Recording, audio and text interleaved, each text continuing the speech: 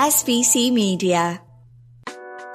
Welcome to the iGaming Daily Podcast, analysing the news from the betting and gaming industry all over the globe, supported by Optimove, the #1 CRM marketing solution for the iGaming market.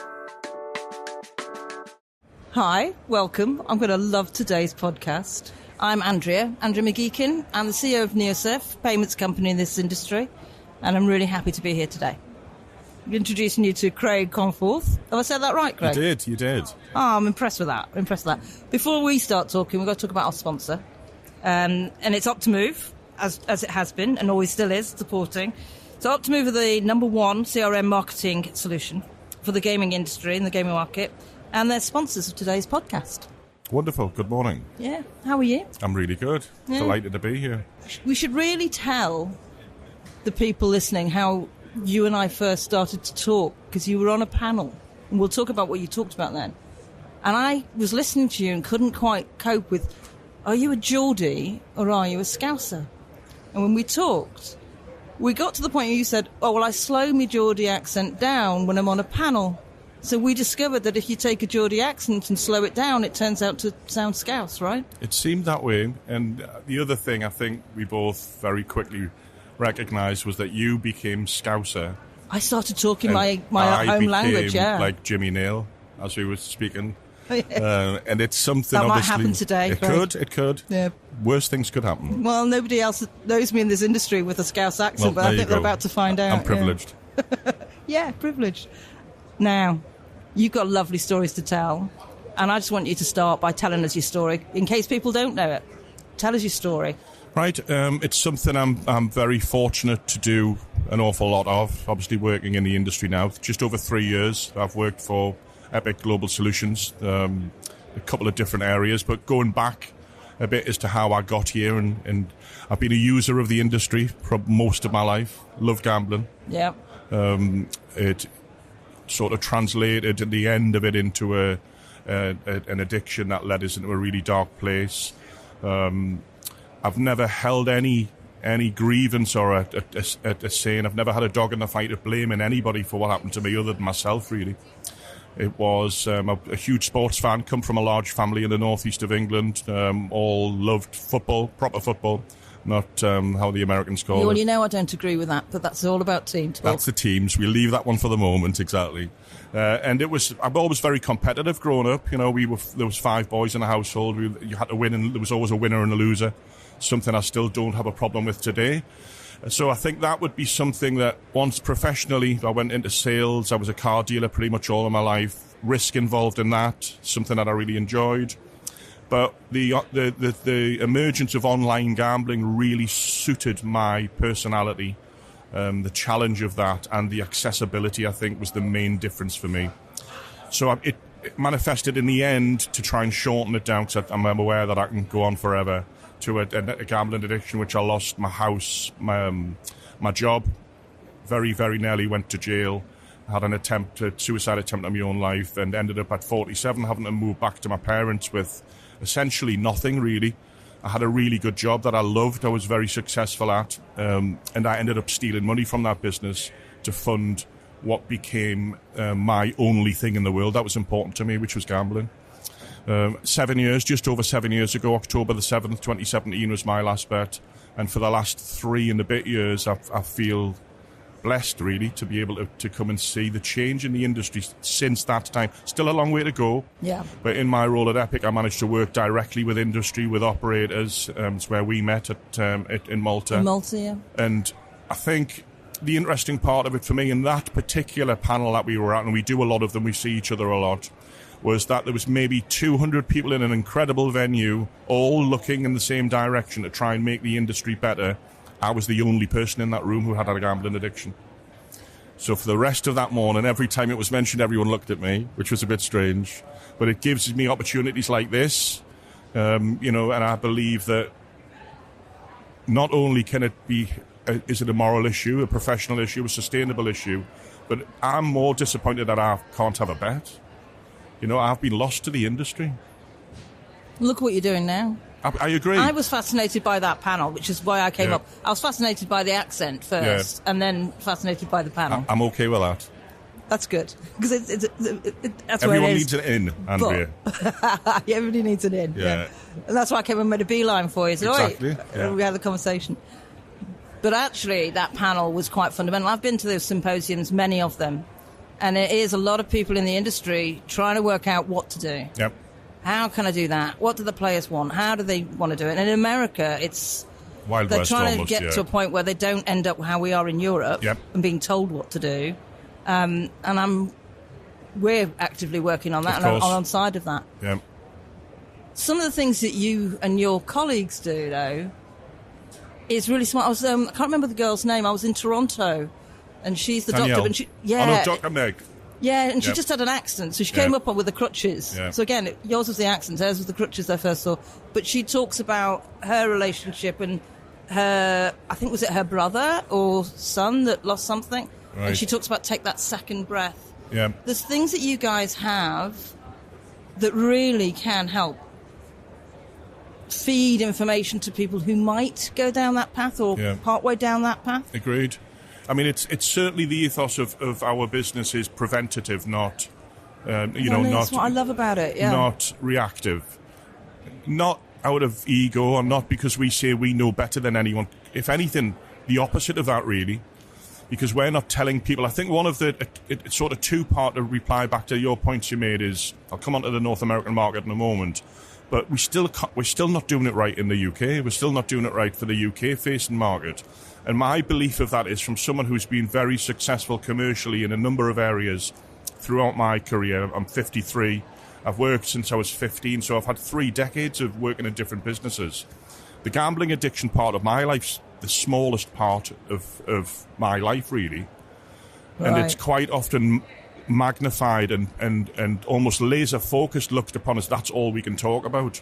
My belief is that the strides that we'll make in this industry is when the things that we, Epic, and all of our other... I don't believe we have competitors, I believe they're colleagues, because everyone's got a different space to work in. Not that I am aware of, no. Well, You even guys in the are work unique. that we do, there's room for everybody. There's more people who might or perhaps are prevalent to having a problem than there is who've had it. Because everyone has that capability of going into it, of doing something for too much. I've got it in my DNA, I think. But we need to change almost like a click of the dial to a mindset of the industry to not think that we are a threat. I've been a car dealer all my life. I love profit. I love making money. And we shouldn't be afraid to say that. No. That we want our customers to be a customer forever, not for that World Cup or then none of that. And I still believe that there's a little bit of a gap in that, both from an operator's perspective, from whether it's a payment provider, whether it's somewhere there just seems to not be the symmetry together. And that's you're hitting that's my passion now. Yeah, well, it's true. I'm really banging the drum, and I'll carry on doing it. I don't care if anybody wants to shoot me down. Yeah. Payments companies, we have an accountability. Yeah. A deposit starts from the payment company. 100%. And we should all be part of this. It's not just the operator. And in North America, we've got a chance because the regulators are embracing that. Yep. And talk to you, have a great conversation. Yep. Not quite the same over here. We've actually got more difficult things to do here in Europe, I think. Yeah, I think so. But payment companies got to do it.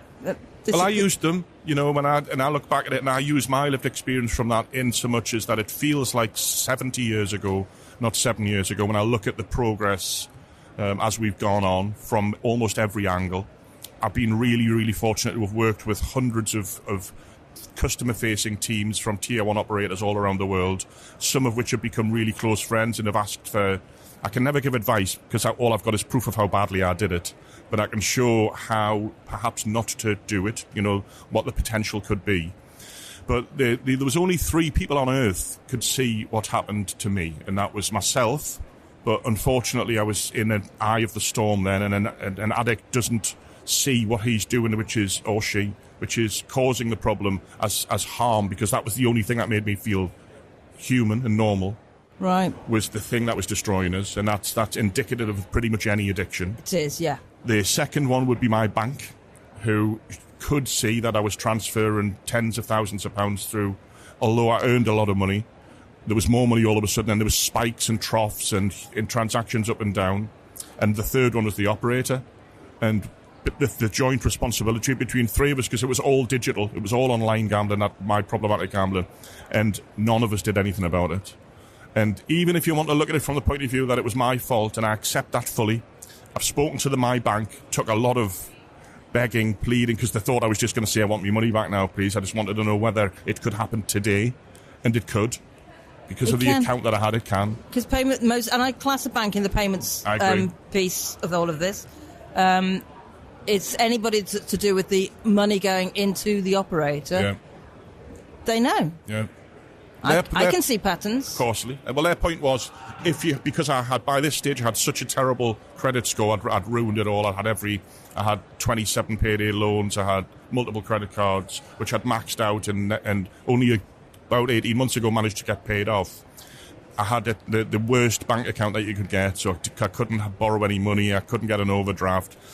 And the stock line I was getting back from the bank when I was speaking to them, and I was trying to promise them, I'm not trying to pull the wool over their eyes here, was that, no, if you had a better bank account and you had an overdraft, then you would have an account manager who would have noticed this. Oh, fab. How great is that? Exactly. Yeah, and so did they offer you that overdraft at the time? Well, they didn't, because I wish they had. Well, I probably had already used it and exhausted it, to be honest, yeah. And then the operator side of it was that they didn't have the progress we've got now. They didn't have the teams that they've got now. They didn't have the markers of harm weren't the same. We didn't have the same AI. So, yes, it could happen. Again, it's something we speak about a lot at Epic. Until the person who unfortunately gets into this position accepts their own responsibility, you're never going to get better. You're never going to understand it. And we do know that's the same with all addictions. Yeah. LeanOn is an iGaming SaaS provider that helps operators launch their businesses in minutes within an easy-to-use environment. During ICE Barcelona, LeanOn will showcase the auction of 3 websites starting from €499 and the exclusive, fully operating casino website for only €5,000. Make sure to visit LeanOn at their stand during ICE Barcelona to find out more.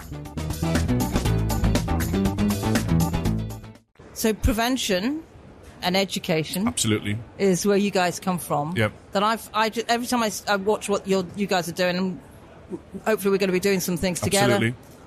Tell us how give the audience a bit of an insight to the kind of things that you guys do. So we've grown dramatically. That's our sort of, we're hamstrung a little bit because we can't go and employ 1,000 people to come and do the job. We could get the work for it, but you don't advertise my role in the job centre, or it's difficult to. You can't. And it has to also be somebody who does it. It sounds really cheesy, this, but as a passion, it feels more than a job to everyone I work with there, and we're really lucky to do it. We've spoke to over 50,000 children in secondary education over the last 5 years. Not young enough. That's a difficulty we have, because we get told that you're putting ideas in kids' heads. Well, they obviously have never had kids to speak to, because that's absolutely not the case. They're all gaming. Absolutely. Right. And absolutely. Gaming's got an addict element to it. If I hear the word Roblox in my house ever again... All right, don't. So the microtransactions are there. Then. Yeah, didn't it? Just when you're angry, yeah. But we do that. We work hugely in professional sport. We have an enormous contract with the NCAA in North America. Go around the colleges of the future athletes and future superstars with an amazing lived experience team in the US of ex-professional sports people, including a current baseball player. I do a little bit of work with them. I was across in Dallas with them. And then our teams in the UK, who's genuinely like a family, the safer gambling stuff that we do, that we've got people from all sorts of business backgrounds who will go, and I'm a really visual person. I don't know whether it's why gambling appealed to me as much, because numbers I love, risk I love, and my brain's really quick at that sort of thing. And I love the image of when we say we instead of pulling people out of the river, we should be going earlier down there to stop them getting in. Getting in, yeah. And it's initially my instinct, I always think of that as money is the first thing that comes to my mind, which is why I get on with people in this industry, I think. I just think we've got 52 members of staff at the last count. That may be wrong at time of this going out. We're always looking to expand, of which just over half of them have been where I have been in the darkest of times with lived experience of gambling addiction. But nobody of there blames anybody other than themselves, and are all passionate about trying to make it better. And there's a little line that I use quite often in the training that I used to do, is it didn't need to get as bad as it did for me, so it doesn't have to for the next one. It'll always be there. Let's not be naive about it, because it's about humans and adults who make poor choices. But I think we can make better choices from this side of the fence to try and keep them safe purpose. for longer. It's a really good purpose to have. It is.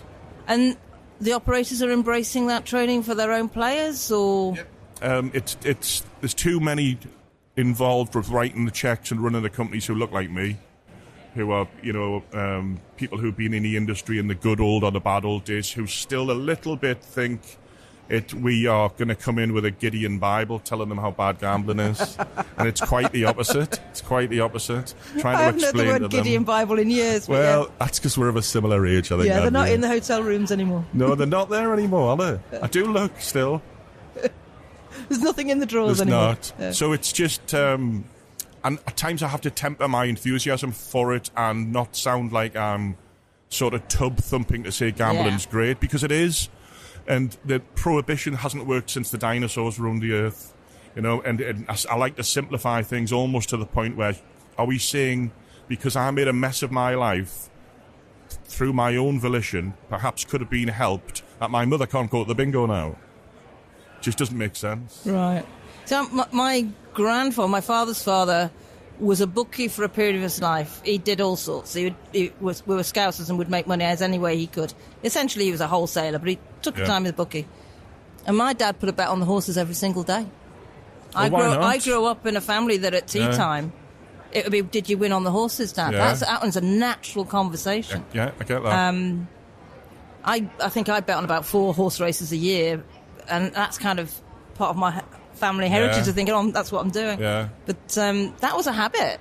I don't know whether it got into an addiction because he was still doing it. But the language of that's interesting, though, is where does a habit become an addiction? Yeah. And there's also be a social element to that. You see a lot of the old-timers who go in and see the same people in the same venues, have the same cup of tea, read the Racing Post, do whatever they do. COVID was a great example of that. There was an awful lot of people lost their friendship groups, and it would be something that they did through gambling. You might only be spending £1 a day. You know, so it's people like me who caused the trouble, who gambled beyond their means, and then had to find... The only question that I had to answer myself when I woke up every morning was, am I going to gamble today? And I answered that instantaneously. The next question was, where am I going to get the money from? That wasn't relevant, really, because I knew if I bet, it made us feel better, so that's when it became problematic. You see, this is where you talk about that prevention. Yep. And we're going to end a podcast in a minute. Yeah. But I really do need to talk with you and your colleagues Absolutely. about... Because using that information and knowing, well, where is the prevention, who you're talking to the kids in schools. 100%. Education, isn't it? Yeah, absolutely. But before we close this podcast, and thank you for all of that honesty and useful, useful doesn't even start to describe how you bring information to us. But I do have one beef. Yeah? Mm-hmm. You wear a black and white striped football shirt. And tell me that that's what you have to do because of where you grew up. And I grew up in Liverpool and I support Arsenal. And can you just tell the story of what you've done to your stepson? Well, I think it's terrible. I've been very lucky that in recovery you get a lot of plaudits and GA rooms, and I still do a lot, as much as I can, to pay back. I've been fortunate enough to be pretty much healthy all my life. I've got a lovely family. My parents are still about, but I think my greatest achievement in my life is meeting my little lad, who's my stepson now. When he was 7 years old, was a Sunderland fan, and he now has Newcastle posters on his wall. I sent him to his grandparents on Christmas Day in a Newcastle tracksuit, and we even have a black and white dog, and I live in Sunderland. So I'm trying to make the bloodline a little bit better over that side of the water. So you've switched him from the red and white to the black and white, which is just... fantastic. That's like turning a Scouse Liverpool fan into a toffee. It's the only bet I've ever won. There you go. I've still got. Then that was the success of that. Perfect way to finish. It is. Craig, that's been fantastic talking to you Wonderful. again. Thanks, Andrea. And thanks for sharing with everybody. I think that's really cool that you've done that. No problem. Thank you. Goodbye. Thank you for listening to today's iGaming Daily podcast, supported by Optimove, the #1 CRM marketing solution for the iGaming market.